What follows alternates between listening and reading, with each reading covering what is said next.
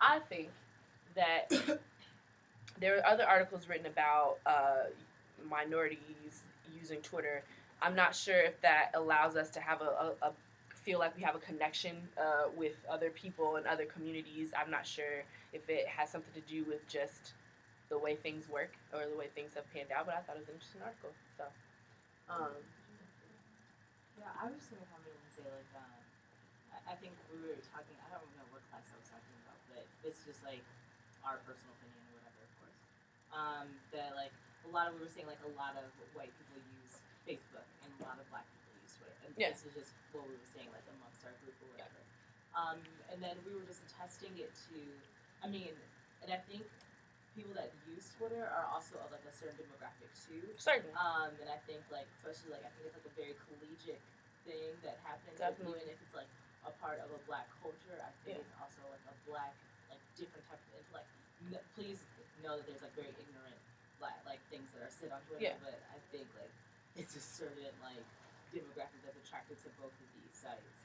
And I think it also turns into like now that Twitter is like becoming more high tech with the photos and you can like do filter with yeah. the They're photos competing with now. Instagram. Right. Yeah, And I think that kind of shows to it even to like the people that use Pinterest and even Tumblr. Because I don't know what the statistic is for Tumblr. I don't know if you said that, but that would be kind of interesting because I think that could be like a mixed network. I don't know the why that's the basis, but yeah. So there were a few things that I uncovered while I was researching all this, and please forgive me. There's like a giant encyclopedia in my head of things that I've like read and looked at, and I'm like flipping through the pages trying to make sure that I give y'all all this information. Um, there's not a lot of information about Instagram and Tumblr yet because they're new. Instagram is only a year and a half, 2 years old, and Tumblr has sort of been around for a long time, but it picked up last year, the year before that, and it's been this like big force, but they can't quite figure out what the what because you can link all your accounts together, which leads to another sort of interesting thing. You take pictures and you share them on all the picture sharing sites, and they get seen by all these different groups. And so I just sort of wonder, and you all can answer this however, um, when you post a picture on Tumblr and you've already changed it on Instagram, and Tumblr is like for people that you don't know, and Instagram is for people that you do know. What sort of thought process are you all running through when you do that? I can tell y'all my thought process, and maybe would that be easy if I tell y'all what I do? Okay, so I will post pictures of myself on Instagram, but I won't post pictures of myself showing my face on Tumblr. But I'll show pictures of like turn to the side, my head, like not my whole face, but like a little bit of my face. And I guess I do that because I'm like, well, I don't know y'all. Y'all don't know me. So if I show y'all a part of y'all have no idea who I am. I could just be a Tumblr person, like all the other pictures that I reblog of people I don't know. Yeah. So that's my process. And that's the weird thing about Tumblr. The purpose is to not really know Yeah. who anyone is. Yeah. Like you can talk to them and you can like know them, but the purpose is to not know them, which is Yeah. just the complete opposite. It's the only social network that you just. It's expected that Yeah. you don't know them. Like I get uncomfortable when people ask me my Twitter handle or Yeah. my Tumblr handle. I'm like, I don't know you. do You're not my that? friend. Yeah. Well, and how hard is it to micromanage all these different identities? I mean, it's not like we're suffering from multiple personalities. We just have identities that we're trying to like obtain. Like I said, I have I gave up Twitter for Lent, but when Twitter and Instagram and what else do I use? Tumblr, right? Like I make sure that certain things sort of get promoted on all those things, and it's sometimes hard. I'm like, shit, I shouldn't have posted that picture on Instagram. That's not the pic. That was for Tumblr. That was like an anonymous. Like that was for. Damn, that was for Twitter. Like you know what I'm saying? You sort of have to go through all these sort of like filters of yourself and filters on the pictures. Is this? Can y'all like answer this question and maybe be vague so y'all don't feel like it's a pressure question, but it's a. Would you take a pill if you could to look like what you see as perfection? Like, would you do it? Yes. I mean, would it be permanent? You take it back. This is like yes, it's permanent. But I think I can't commit. I'm sorry. I think I was, I don't know what website I was looking at, but it was like one of those things where it's like, well, if you look like Kim Kardashian, would you? And the first thing that ran through my mind was like, no, I don't want to. But then I was like, well, if she were perfect, she's not. But if she were, people would probably. We aim for perfection. That's why we edit our pictures. That's why we put all these filters. That's why we do all this stuff to look the right bronze and the right browns and the right cream whites and all this stuff. All the stuff that we like focus on. Make sure your makeup is on point. Your eyelashes are thread. Whatever it is that you do. If that could all be encapsulated in like your hair was straight and your skin was perfect and all that stuff, or curly, whatever type of hair you want to have.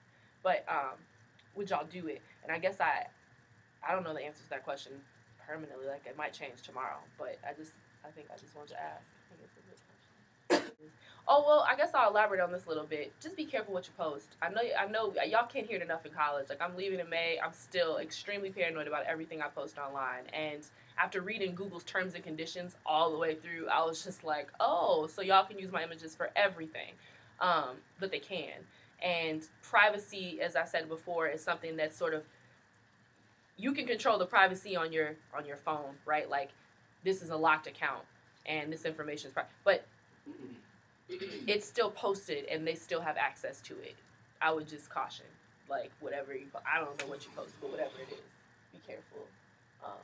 Here's something y'all might not know. Facebook accounts, if you delete it, it's not deleted until you have deactivated all of the other accounts that you have linked through Facebook.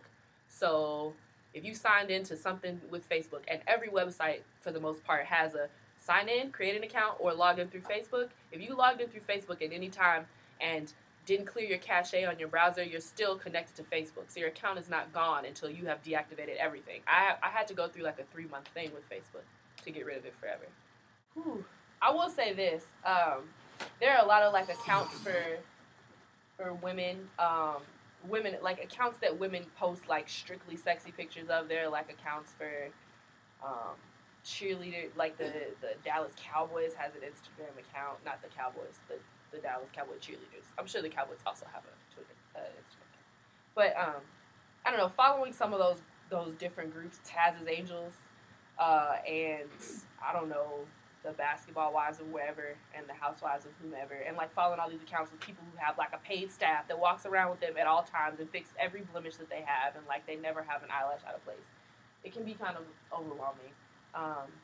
Because I don't have a person to follow me around and fix my stuff, and so what you view as normal is no longer sort of acceptable. But it's acceptable. It's Instagram and Twitter and Facebook will only exist to you in the moment that you're in it. Once you turn it off, it's not relevant unless it's like an emergency.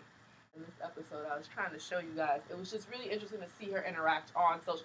She spent the episode like on social media, like, look at her butt. It looks perfect. That's what I want. And she went to the beach and like asked people what they thought of her butt. And this man's like, yeah, if you're in Miami and you got a flat behind, you really shouldn't be here, which is offensive, but also like that really affected her. And rightfully, I mean, she has the right to feel however she feels, but she immediately, as soon as her sutures healed, took a picture and put it on Instagram. So was it for her, or was it for 275, however many people she has following her? So, and another thing that I wanted to bring up is that you get to decide who your social network is. Like, you get to choose. You can decide to not follow people that are only, they only like the pictures of you that look sexy, and you can decide who you want to have in your social network. That's like a choice, and you can also decide whose social network you'll be a part of, and I think that's also a choice that you should have. Instead of fixing your hair right before you're taking a picture and you're at a party having a great time, just let the picture happen. And if it looks like you had a hair out of place, then that's how much fun you were having. Like I think it's important to live in the moment. One of my friends, was it Allie, that went to Gaga and was like, no, I didn't take pictures at the Lady Gaga concert. How hard was that? But like, she was at the concert. It was Lady Gaga. It's more important that you like, hey Gaga, like I'm here, not like taking pictures and dropping your phone. That has happened to me. Trying to take pictures, and I was like, damn, I really missed out. Like my phone broke. I was trying to take pictures, and I could have just been living in the moment and not worried about how many pictures I shot up on Instagram immediately after it happened. So I wonder, how do y'all feel about Beyonce's Tumblr account? Do y'all think she puts makeup on at all when she takes some of those pictures? Like the pictures that she's supposed to be like all natural, but she still looks flawless.